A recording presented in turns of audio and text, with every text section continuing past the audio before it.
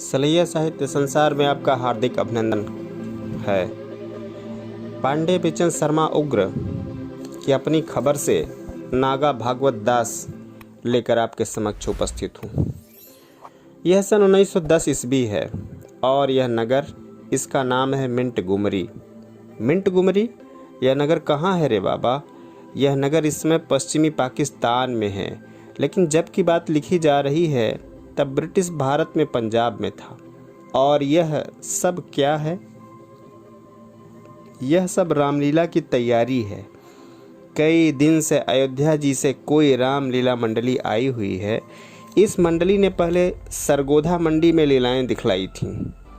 इसके लिए वहाँ की हिंदी, पंजाबी, सिख जनता बहुत ही धन्य हुई थी।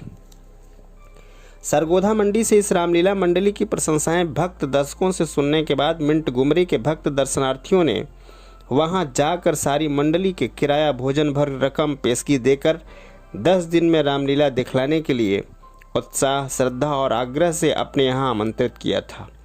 ये लीलाधारी जब स्टेशन पर उतरे तभी मिंटगुमरी के दर्शनार्थियों की भीड़ सी लग गई थी। कितना सामान! 10 बड़े बड़े काठ के बक्से, 20 लोहे के ट्रंक, सब में रामलीला की आवश्यक वस्तुएं, लीला भूमि बनाने का बांस, बल्ली, पटरे वगैरह सामान, समूह भोजन जिनमें सिद्ध हो सके ऐसे पीतल और तांबे के बड़े बड़े बर्तन भांडे, टेंट, झोलतारियाँ। अयोध्यावासी ये लीलाधारी संख्या में 36 और 10 और कुल मिलाकर 47 थे। 36 थे प्रौढ़ पुरुष, अधिकतर साधु महात्माओं के ड्रेस में। 2-4 छैल चिकनियाँ भी जो दूर से ही नाटकीय दिखते थे। 10 थे 10 से 18 की वय के बालक और युवक। सारी जमात में मुश्किल रंग का 8 गांव कुम्मैत एक घोड़ा भी था। असल में नागा महंत भागवत दास महाराज की यह जमात थी पंजाब भ्रमण पर कटिबद्ध। जमात में विभिन्न पदों के निशानधारी और बेनिशान नागा साधु थे। पंजाबी माताएं श्रद्धालु होती हैं। प्रदेश धन्य धान्य से परिपूर्ण है। यह सब मजे में जानकर ये साधु लीलाधारी उधर जाते थे और जाकर कभी पछताते नहीं थे। घोड़ा था महंत भागवत दास जी का, दाढ़ीधारी, छापा तिलकधारी, उजले वस्त्र धारी। महंत जी आंखों पर चश्मा चढ़ाए, हाथ में बेंत की छोटी चमरी लिए जब उस घोड़े पर सवारी करते थे, बड़ा चमत्कारी दृश्य उपस्थित हो जाता था। भागवत दास एक महंत आंख के काने थे। उन्हें बंगड़ वैरागी भागवत दास कानिया कहकर मंद माना करते थे, क्योंकि त्यागी वैरागी होकर भी भागवत दास पैसा जोड़ थे, कौड़ी पकड़। साधु जमात और रामलीला मंडली की मूर्तियों की सम्यक आर्थिक व्यवस्था महंत भागवत दास जी के हाथों में थी। स्थान पर महंत जी स्टील का एक मजबूत बक्स निकट रखते थे, जिसमें छोटे मोटे बैंक जितनी माया, रत्न, सुवर्ण, रजत मुद्राएं, रेजकारी, शेरों, चमाचम प्राय हमेशा रहा करती थीं। जमात पर महंत जी का शासन कठोर था। जरा भी अनुशासनहीनता पर वह वैरागी या मंडली के एक्टर पर चंवरी चला बैठते थे। मिंटगुमरी के भक्तों ने रामलीला भूमि के निकट ही मंडली वालों के ठहरने की व्यवस्था की थी। माताएं बड़ी श्रद्धा से स्वरूपों तथा अन्य साधुओं के लिए दूध, दही, मक्खन, मट्ठा, लस्सी, गुड़, बताशे, लड्डू, अन्न, वस्त्र पुष्कल दे जाती थीं। सीता, राम, लक्ष्मण, भरत, शत्रुघ्न वगैरह बनने वाले बालकों को मंडली वाले अपने भाषा में स्वरूप या स्वरूप कहा करते थे। श्रृंगार के साथ हम स्वरूपों को भक्तों के हाथ से दूध पिलवाने या प्रेमियों के घर भोजन कराने के लिए महंत भागवत दास पंजाबी भक्तों से मोटी रकमें उतारते थे। भक्त लोग अक्सर साधुओं की जमात का भंडारा अपने घर रख करते। तब महंत के दल के नागा लोग सूरत के बने जरी के काम के खूबसूरत निशान, पताका, भाला, तलवार, तुरही से लैस बारात बनाकर भक्त के दरवाजे पर जाते थे। बड़ी अभ्यर्थना, बड़ी पूजा भक्त लोग इन साधुओं की करते थे। फिर पंगत बैठती थी, यानी जमात भोजन पाने बैठती। माल, मलाई, मिठाइयाँ, मालपुए, तरह तरह की सब्जियाँ जिन्हें साधु लोग साग नाम से भजते थे, परसी जाती। फिर एक मुख्य साधु पंगत में टहल टहल कर जय बोलने बुलाने लगता। यानी वह बोलता नाम दूसरे बोलते जय। चारों धाम की जय, सातों समुद्र की जय, सातों पुरियों की जय, श्री हनुमान जी की जय, श्री सुग्रीव जी की जय, श्री अंगद जी की जय। यह जय जय घोष कभी कभी तो पूरे 1 घंटे तक होता, जिसमें महंत के गुरु तथा स्वयं महंत भागवत की जय भी पुकारी जाती। महंत की आज्ञा से जमात को सादर भोजन देने वाले भक्त के नाम की जय भी बुलाई जाती थी। मालपुए ठंडे हो जाते, मलाई पर माखी भिनकने लगती। बढ़िया से बढ़िया बना हुआ सालन भी इस घंटे भर की जयबाजी में ठंडा पड़कर सचमुच साज बन जाता था। जय बोलते बोलते मारे थकावट और भूख के मुझे तो नींद आने लगती थी। किसी एक दिन के बाद उस दिन धनुष यज्ञ और लक्ष्मण परशुराम संवाद की लीला होने वाली थी। मंडली वाले मेकअप रूम यानी ग्रीन रूम को श्रृंगार घर कहते थे। श्रृंगारी होता था वहाँ का व्यवस्थापक, जिसके चार्ज में वस्त्र, आभूषण, मुखौटे, दाढ़ी मूछें और मेकअप का आवश्यक सामान होता था। हम स्वरूपों के चेहरों पर मुर्दा शंख और लाल सिमरिक के रंग बाकायदा चढ़ाने में और बाद में गालों और माथों पर चमकती डाक और सितारों से गोंद के सहारे वह श्रृंगार करता, फूल या मछली बनाता। इस श्रृंगार में कम समय नहीं लगता था। फिर हमारे मस्तक पर ऊन के काक, पक्ष या जुल्फें अलकदार लटकाई जाती, कानों में कुंडल और मस्तक पर मुकुट, किरीट, चंद्रिका कसकर बांधी जाती। फिर नीचे और ऊपर के वस्त्र पहनाए जाते। साधारण लड़के को देवता की तरह सजाकर खड़ा कर देना श्रृंगारी का काम था। धनुष यज्ञ में मेरे बड़े भाई साहब को 2-2 काम किया करते थे। वह पहले तो राजा जनक के बंदीजन बनकर आते थे और हिंदी, अंग्रेजी, बांग्ला, फारसी वगैरह कई भाषाओं में जानकारी की प्रतिज्ञा बड़े रोब से सुनाते थे। फिर धनुष यज्ञ टूट जाने के बाद वह परशुराम जी बनकर आते थे।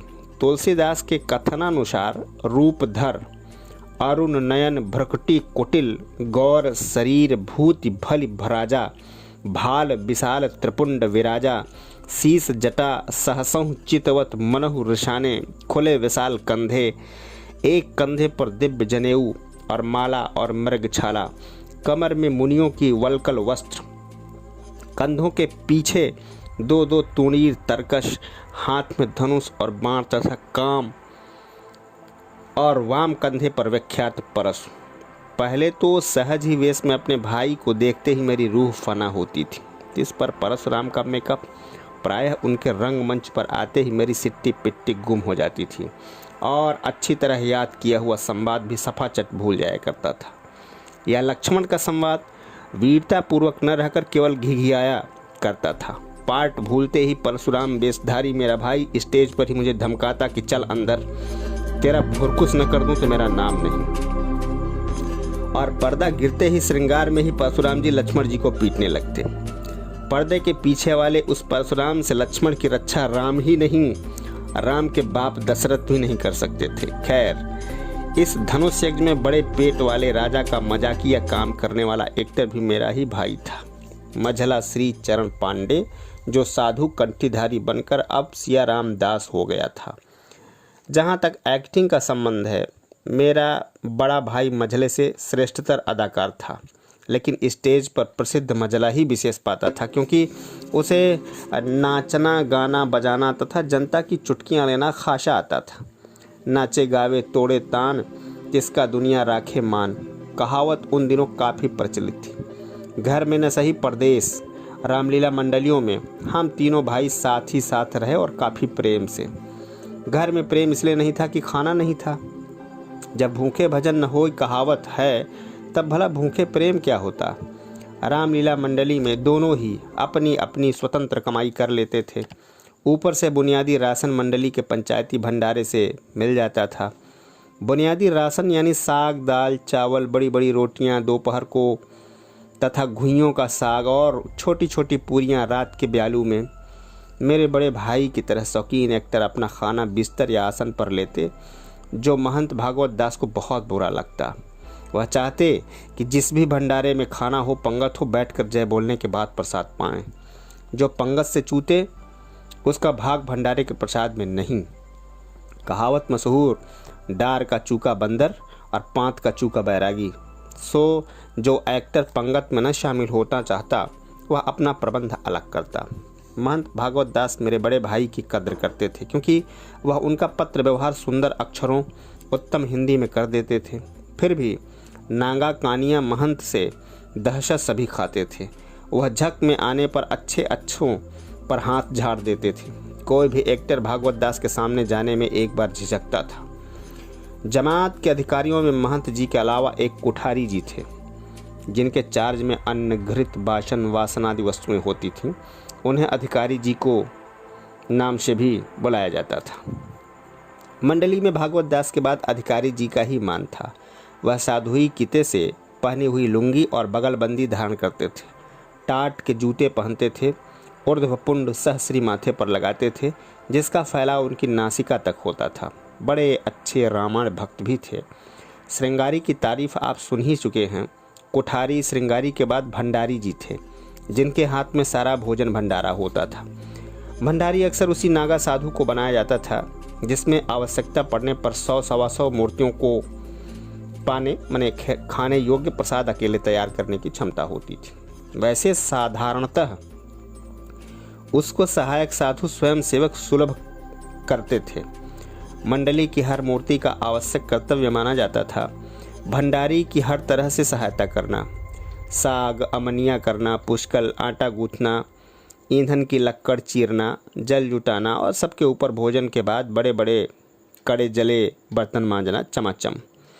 मजे बासनों को कानिया भागवत दास आँख पर सोने के फ्रेम के चश्मे चढ़ाकर देखते और जरा भी मलिनता या मल मिलते ही मांजने वाले वैरागी को चंवरी मढ़े बेंत से मारते मारते आदमी से टट्टू बना देते थे, टुकरूं टू।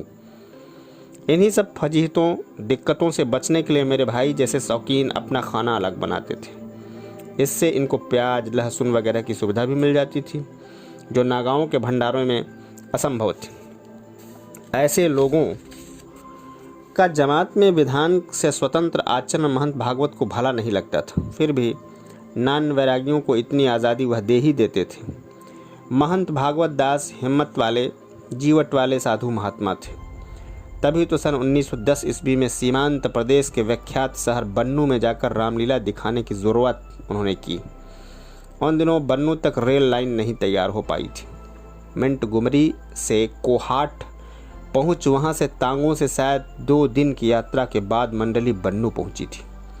तांगे दिन में चलते और सायंकाल किसी डेरा या खेल पर विश्राम करते। निशानेबाज खूंखार सरहदी डाकुओं का बड़ा भय था। मुझे याद है बन्नू की राह की किसी सराय में घोड़े की लीद भरी कोठरी में सोना।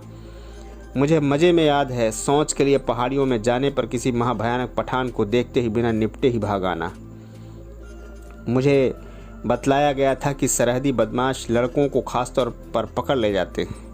बन्नू पहुंचने पर भी शहर देखने घूमने फिरने बड़े लोगों ही जा पाते थे।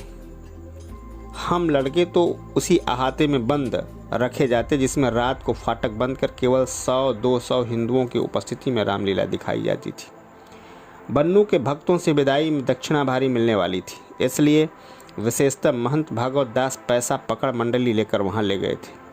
लौटे भी अच्छी रकम बनाकर, रुपए, पशम, ऊन, काठ का सामान, चांदी के पात्र, सोने के आभूषण।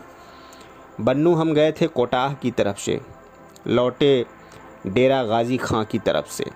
मेरे बड़े भाई जैसे हजरत छिपे छिपे फुसफुसाते कि महंत बटुक विलासी हैं। इसका आचरण यह था कि स्वयं 4:30 बजे सवेरे स्नान करने के बाद महंत जी उनके लड़कों को भी उसी वक्त नहलवाते थे जो स्वरूप माने राम लक्ष्मण सीता बना करते थे।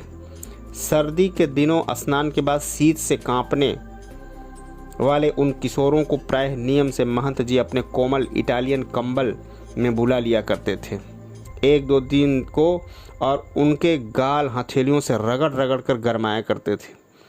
मेरे मते यह क्रोधी कठोर स्वभावी महंत का महज निर्विकार कोमल पक्ष था। महंत भागवत दास सिद्धांत और लंगोट के सच्चे थे। बन्नू में अनेक सरहदी सौगात संग्रह करने के कारण बड़े भाई और मैं इसके बाद घर यानी चुनार लौट आए। हमारे आग्रह करने पर भी माता के लिए भी मझले साहब ने मंडली छोड़कर चुनार आना स्वीकार नहीं किया। जय हिंद। जय भारत।